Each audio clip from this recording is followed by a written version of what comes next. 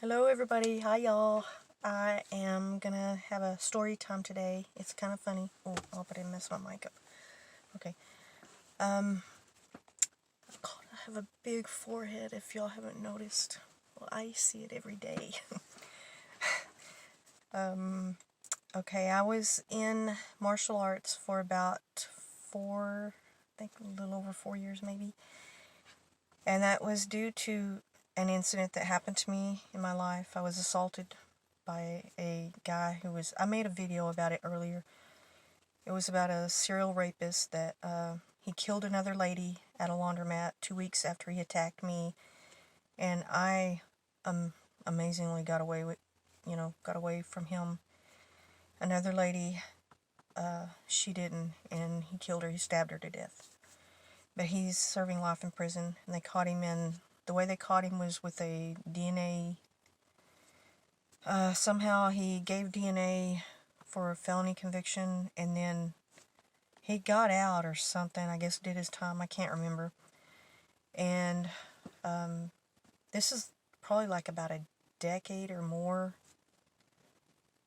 past when he assaulted me, and they caught him anyway, and he got sent to jail. There's another video. You can watch it if you want. But so I became obsessed with my security and my safety and everything, and I started, I always wanted to take martial art lessons or some kind of self-defense class. I always wanted to do that. And then after that happened, I was injured from the attack, and it took 6 months or it took a while, several months for me to be able to be physically, he kind of messed up my muscle in the back on across my shoulder blade, or he did something to it, and I didn't have insurance, I didn't go to a doctor, and I just kind of tried to do my own therapy, and eventually it did get better. I have, good range motion with it, but it looks different from the back because your shoulder blades usually like poke out or something, and this one is a little flat or turned in. I don't know which way. Like one shoulder blade, it usually kind of juts out for your back, and my other one is kind of turned in because of the way I don't know, just messed up.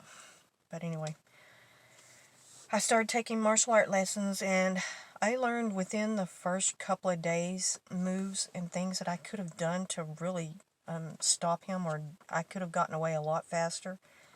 You don't realize how much you can learn from that just once you learn the techniques and the skill. And it was one of the best things I ever did in my life. And I really, really loved it. And I progressed all the way up to a brown belt, and I was in training for my black belt. And at the time, I was working in a industrial laundry, which it was a sweatshop, a literal sweatshop. I ended up quitting there, and 2 months after I quit, Congress investigated that industry, and the company I worked for was, I think, one of the top two, either the top one in the country or one of the top two. I can't remember if they were first or second, whatever. And they were being investigated for sweatshop conditions, and that's the reason. I walked off of my job in the middle of my shift because of it. I just couldn't take it anymore. And I was making like 5 something an hour, and they gave me like a 10-cent raise, and then this is so ignorant, they switched me to a different department, so they took 5 cents away, and I was going to basically manage and redo the entire department. So they took 5 cents off my paycheck, and that just made me really mad, even though it's the pettiest amount. And I wasn't arguing over a nickel. I was arguing over the stupidity of it,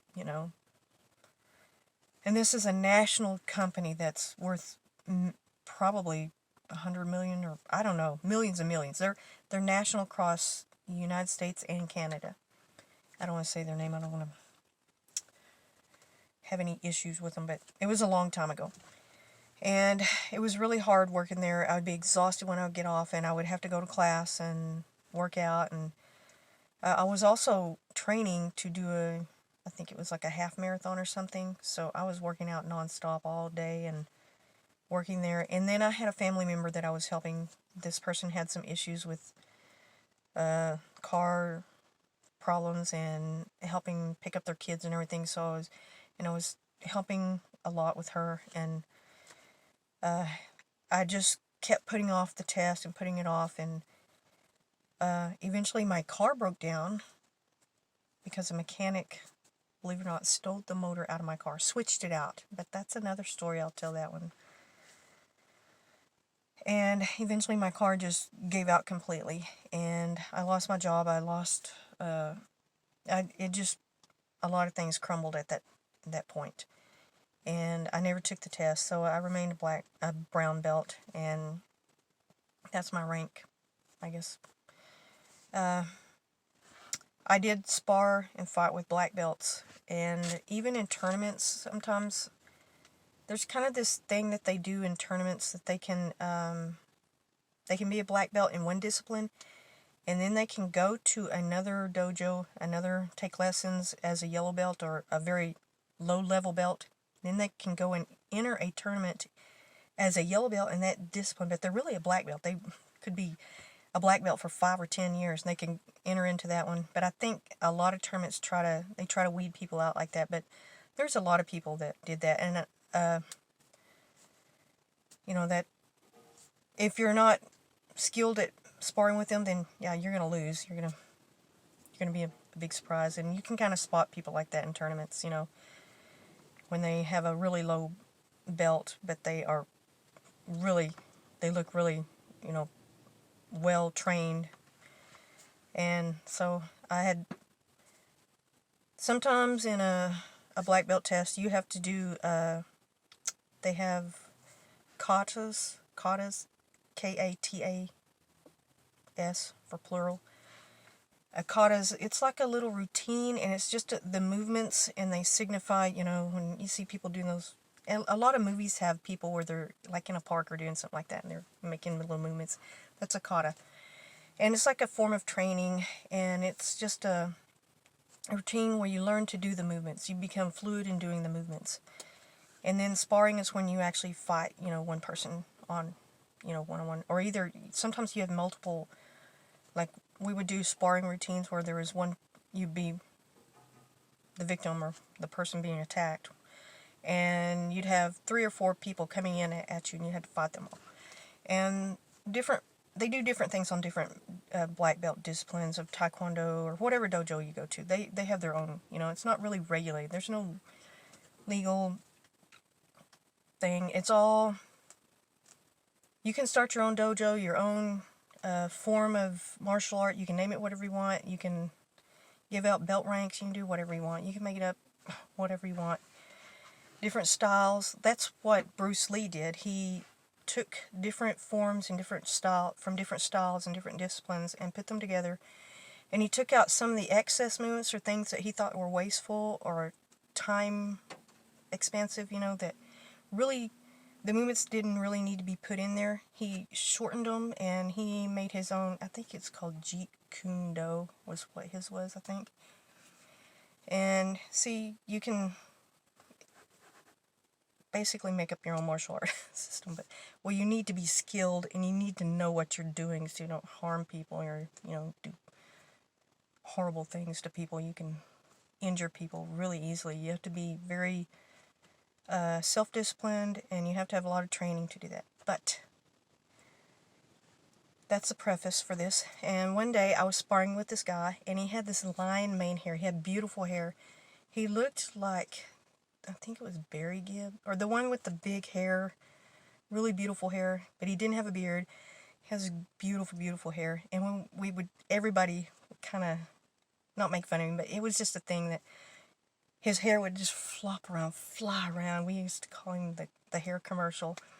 And I had to spar him one day, and I was, he was a lower belt, and I was a upper belt. And when you're an upper belt sparring a lower belt in class, you don't go as hard on them. You try to teach them how to spar. And he was doing really good.